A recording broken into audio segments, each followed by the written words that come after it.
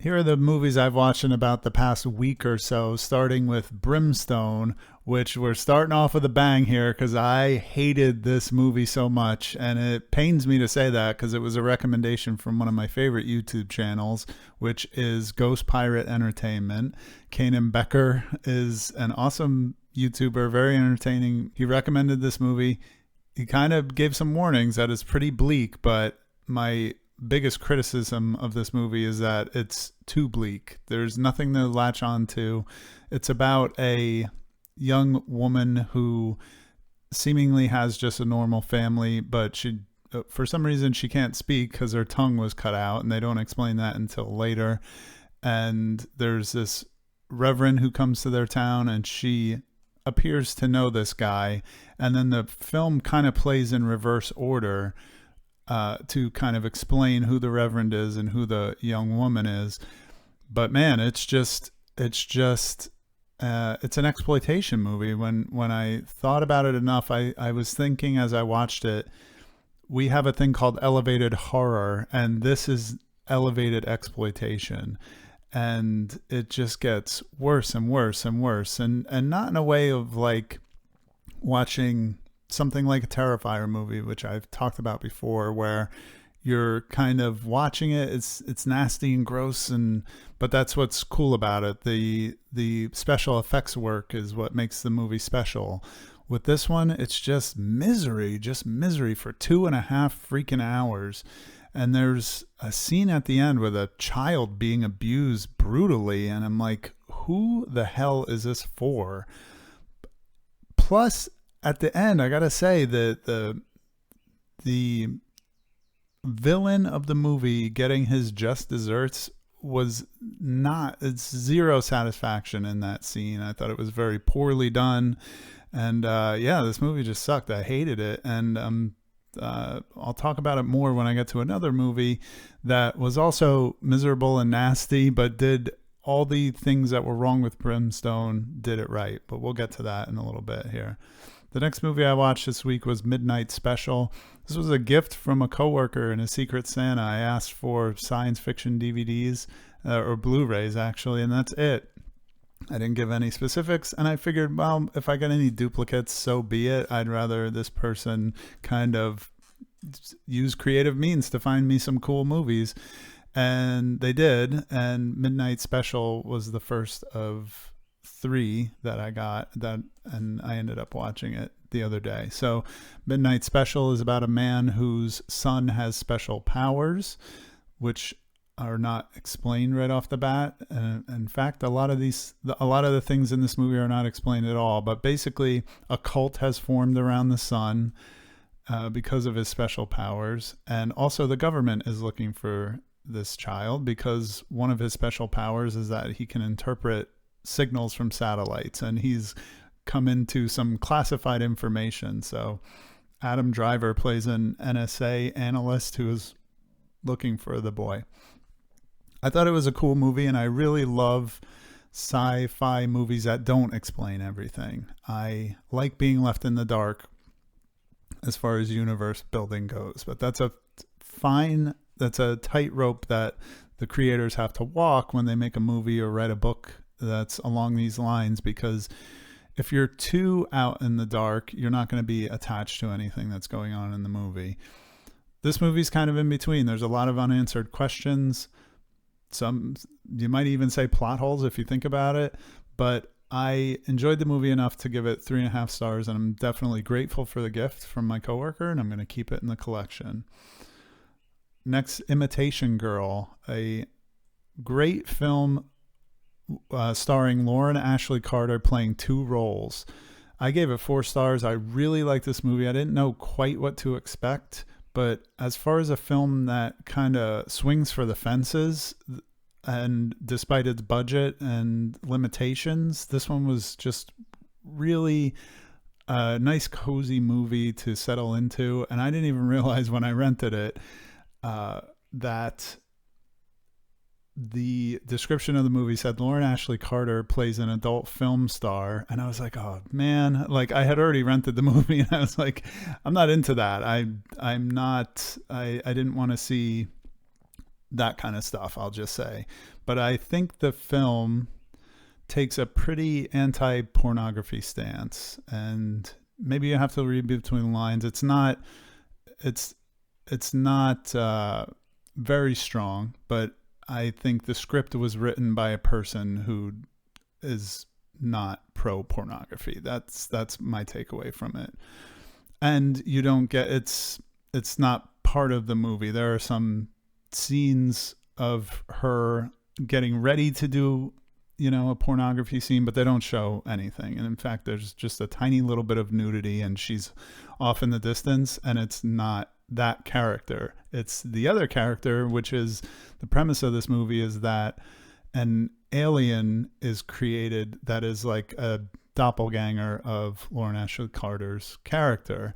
So this alien is like, trying to discover the world and learning the languages and befriending people, while Lauren Ashley Carter is living a life that, on the face of it, is this a great life? They show that she had a lot of potential to do great things. She was a gifted musician.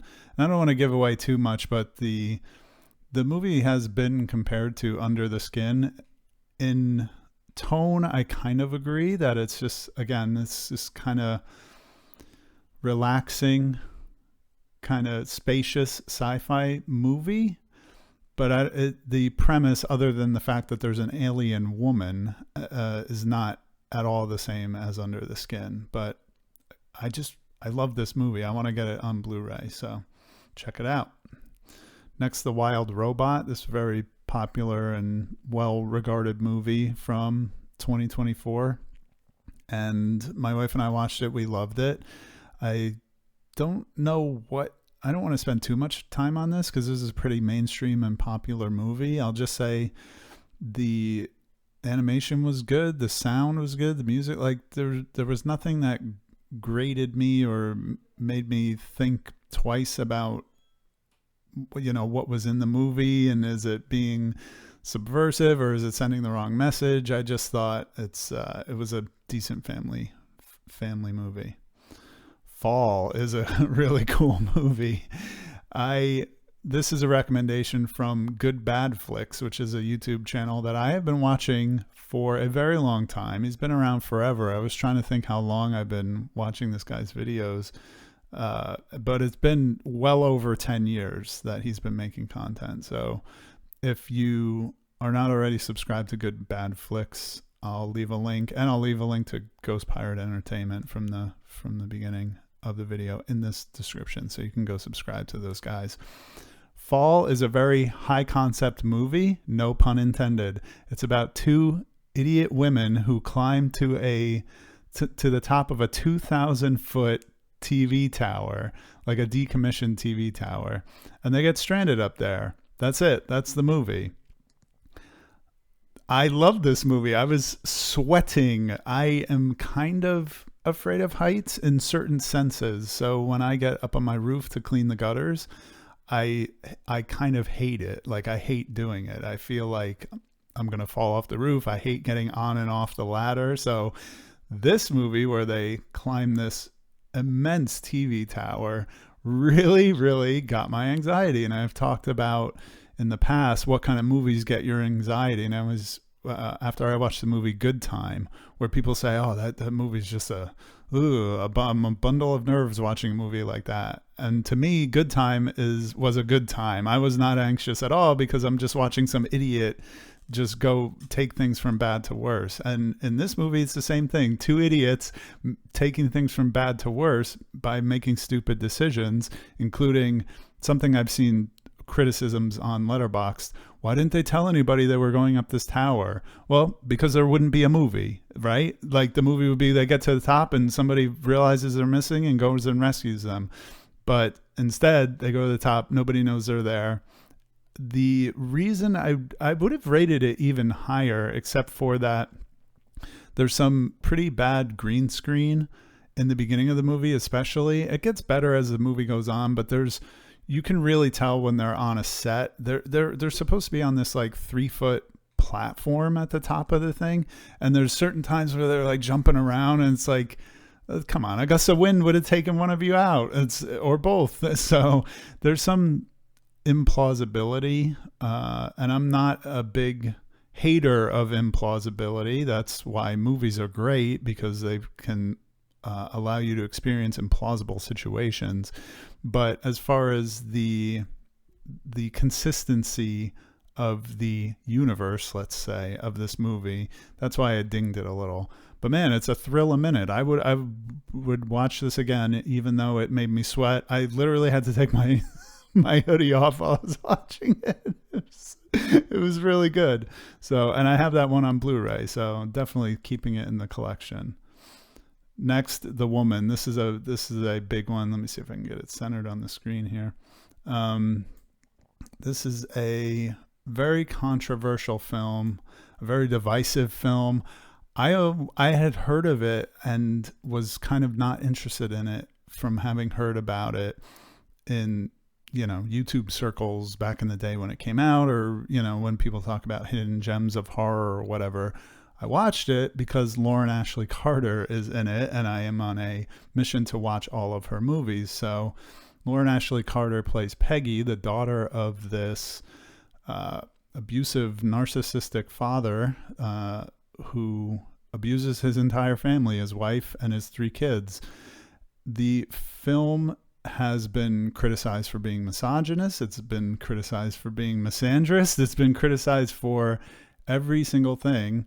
But, and I will tell you, upon first viewing, I thought the movie was really good, but it just left this lingering bad taste in my mouth, and I gave it 3 stars initially. But the more I thought about it, the more I thought about how the creators of this movie kind of just did so many things right and so many things that I liked, to the point where I was thinking about there's really some subliminal stuff in this movie. And I don't mean like subliminal things on the screen, but just the way things are shot.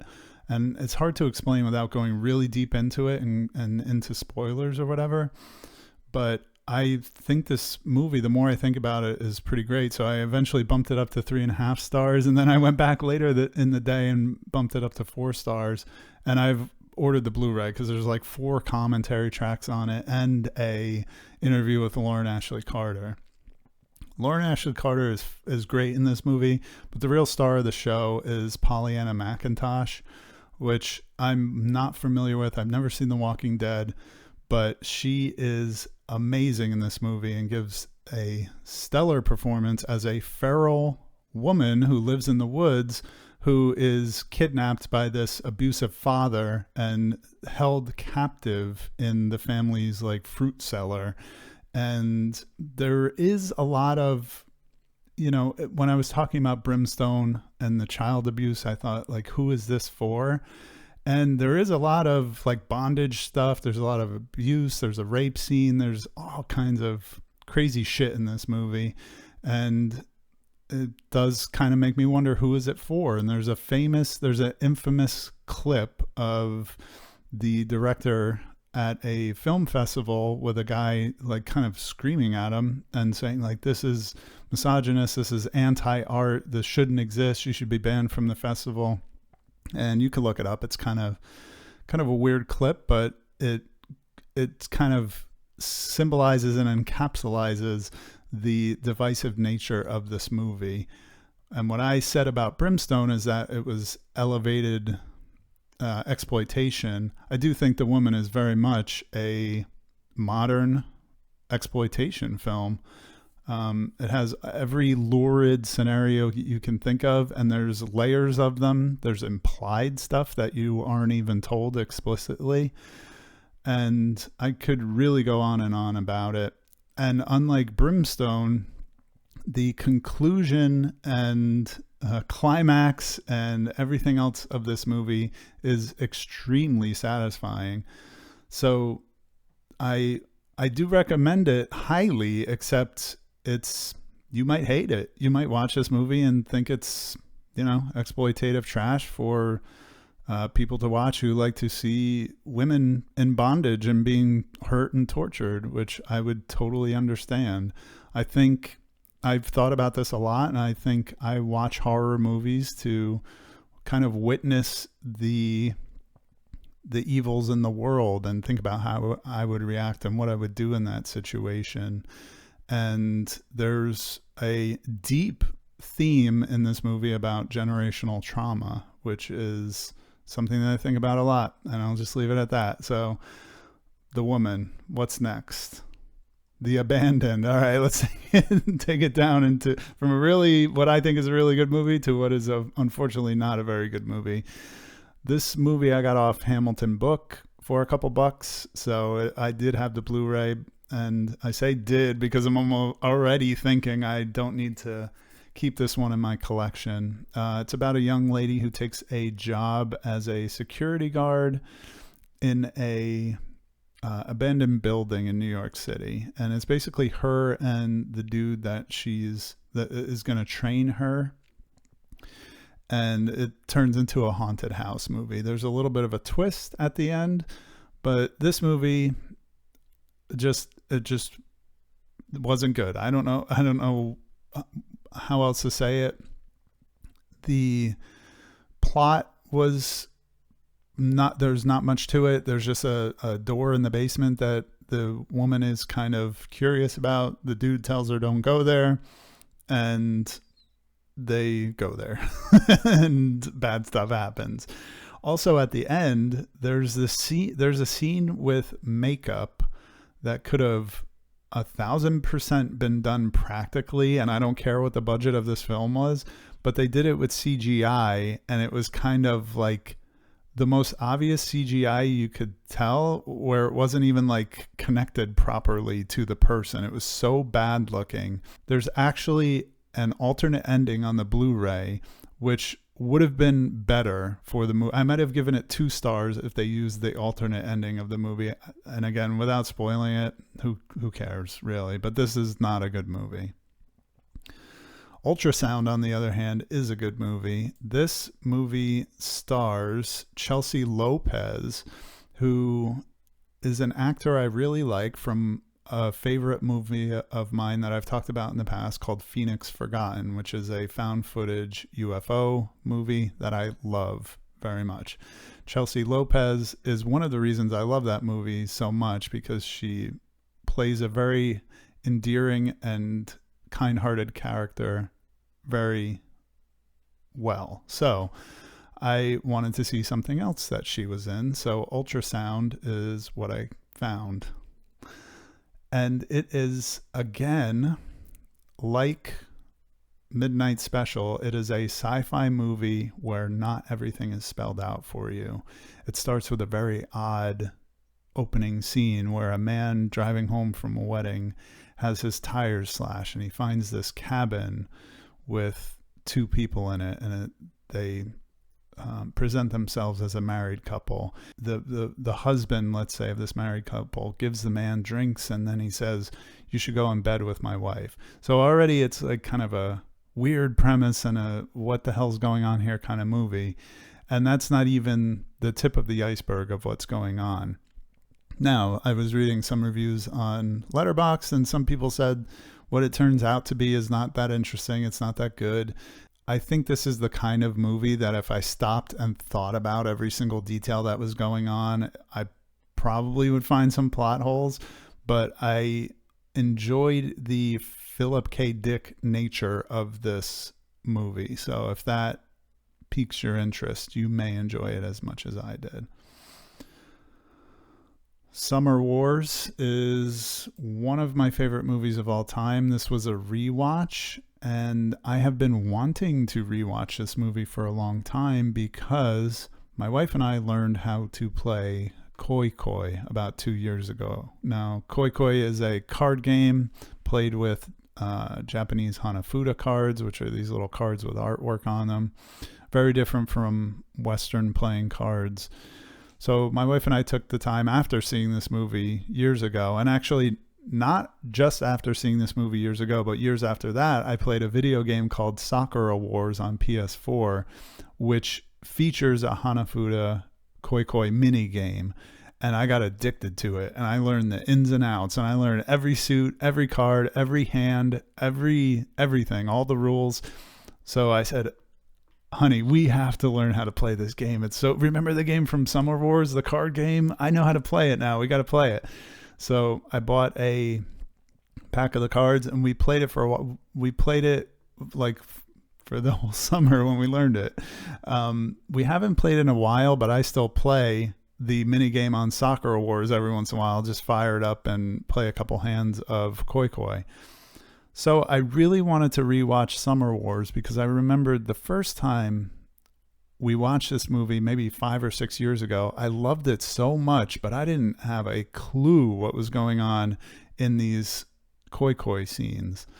Even though the ending of this movie is so exhilarating and animated and so powerful that I got choked up the first time I watched it, even though in a sense I didn't know what was, I knew what was going on. It's like watching that clip of the Street Fighter comeback. I forget the guy's name, but you know, where that famous clip of the Street Fighter thing, you don't have to know Street Fighter to know what's going on in that clip. So in the same thing, the climax of this movie, you don't have to know Koi Koi to know what's going on. It's explained just enough that you know the stakes and what's happening in that scene. So the first time I saw it, very powerful. Now fast forward several years, I decided to rewatch it because now I know Hanafuda, I know Koi Koi. And truth be told, there's only 2 or 3 Koi Koi scenes. The climax, the ending of the film is a huge one, but there's other ones throughout the film. That's not the only reason that this movie kind of stepped up several levels, in my opinion. There's a element, and this whole movie is about this girl tries to trick her 90-year-old grandmother into thinking that she's engaged to be married. So she takes a friend to school up to her family's country house for the 90th birthday, and she says, "This is my fiance," even though he's not. She's trying to pull the wool over Granny's eyes. Also in this world is a virtual reality, social media kind of thing called Oz, where people connect, but the entire infrastructure of the world is like connected to it as well. So the kind of the inciting incident is that there is a virus in Oz, and it turns out it's an AI. So the prevalence of AI currently also played into why this movie feels more relevant now than it did 6 years ago or whenever the first time I watched it was. And then finally, just the first time I watched this, my wife and I lived in a more urban / suburban, like we lived right outside of a major city. Now we live out in the country, which is another kind of big theme of this movie. So I was able to appreciate that even more. So this was already one of my favorite movies of all time, not just animated, not just, from Japan, but just one of my maybe top 10 movies I've ever seen. So rewatching it again was an absolute joy and a thrill, and I would highly recommend, even to people who have never seen an anime feature film before, Summer Wars is not a bad place to start.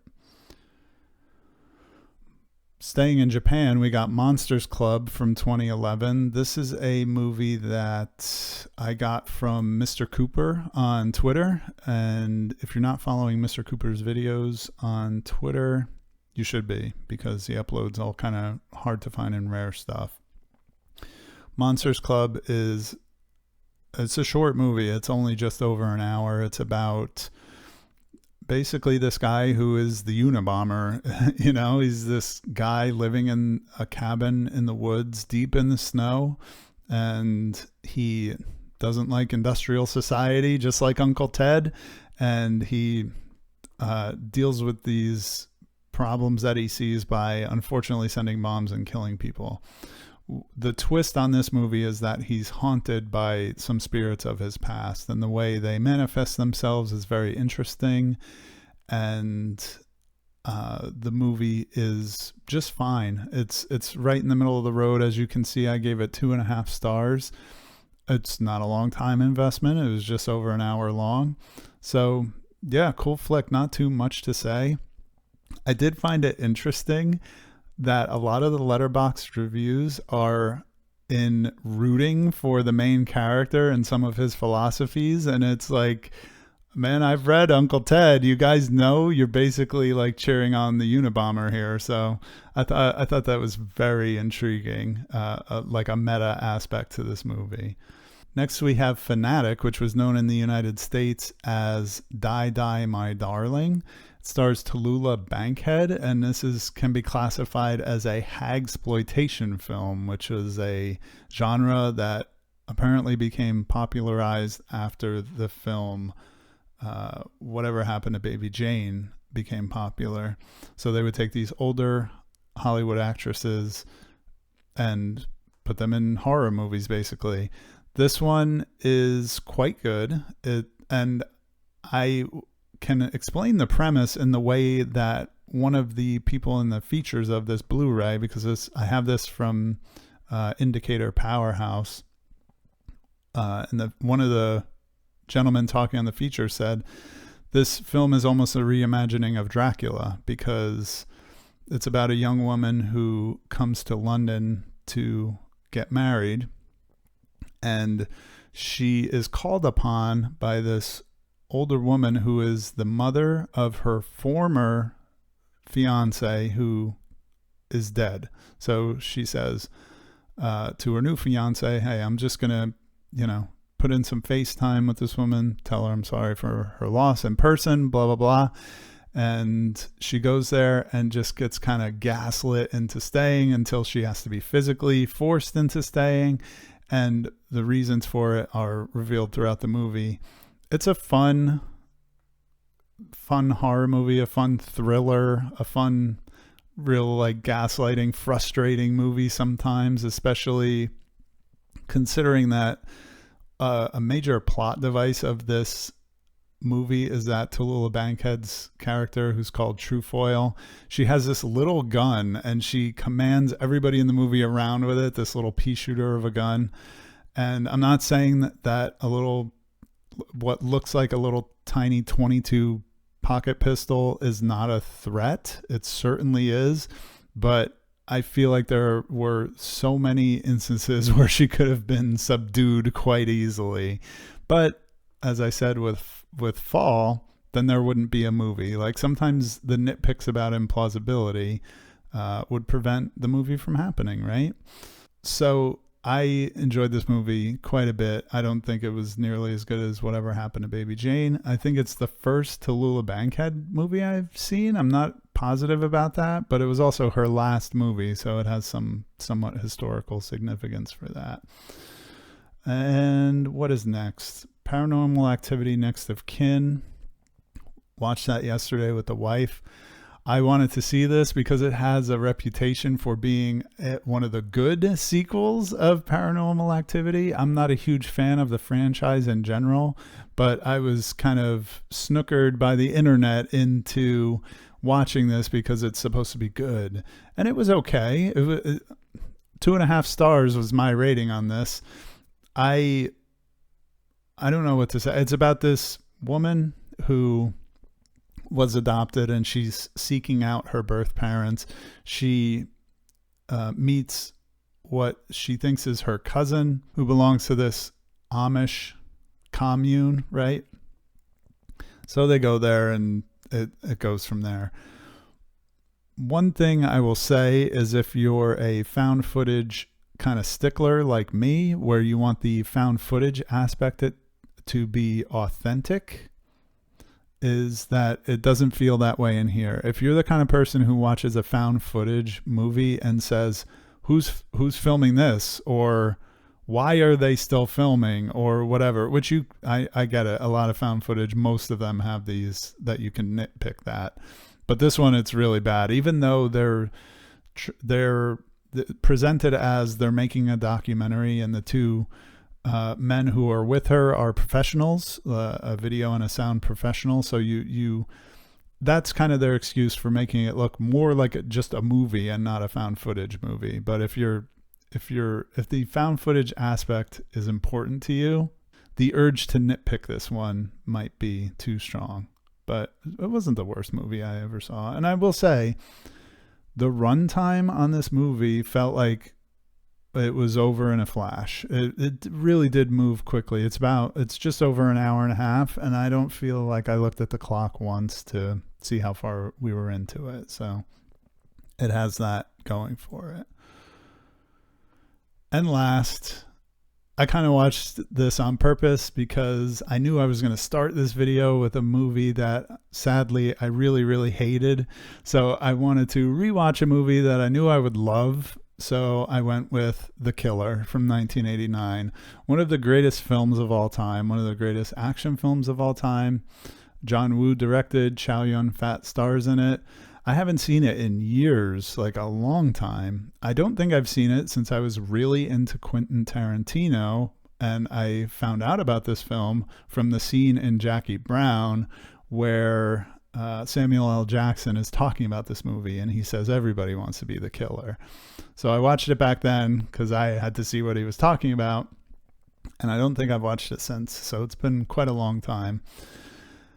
I had forgotten how good this is, just visually, the sound, the little quirks that it has, like all the freeze frames and all the scene where you hear the harmonica and he opens the door and it's Chow Yun-fat playing the harmonica and it's actually diegetic. It's so good. This movie is just a million great moments in sequence until the credits roll. I love it. It's an absolute classic. It's about an assassin who, on a job, he inadvertently blinds a woman because her face is too close to his gunshot, and he feels responsible for her because he is responsible for her almost losing her vision, and her vision is getting worse as time goes on throughout the movie. And he makes it his mission to do one last hit. Then he's going to give her all the money for a cornea replacement surgery, and then he's going to quit the business. Meanwhile, there's a cop trying to find this guy and figure out who's killing these people and whatever. And it's a very smart cat and mouse kind of game where they're trying to outsmart each other. And some of the better scenes are the more suspenseful scenes, like when they're in the woman's apartment and she can't see them. So it's all, they're pointing guns at each other and they're talking to each other and they're pretending that they know each other from the past, that they were football buddies. So they give each other nicknames and the nicknames stick throughout the whole movie. Like, it's so good. It's so good. I haven't watched John Woo movies in a very long time, and I don't think I've seen all that many. So I really need to go back and watch Hard Boiled again, and then I need to watch all the other ones because it's although I love The Killer, it's one of my favorite movies.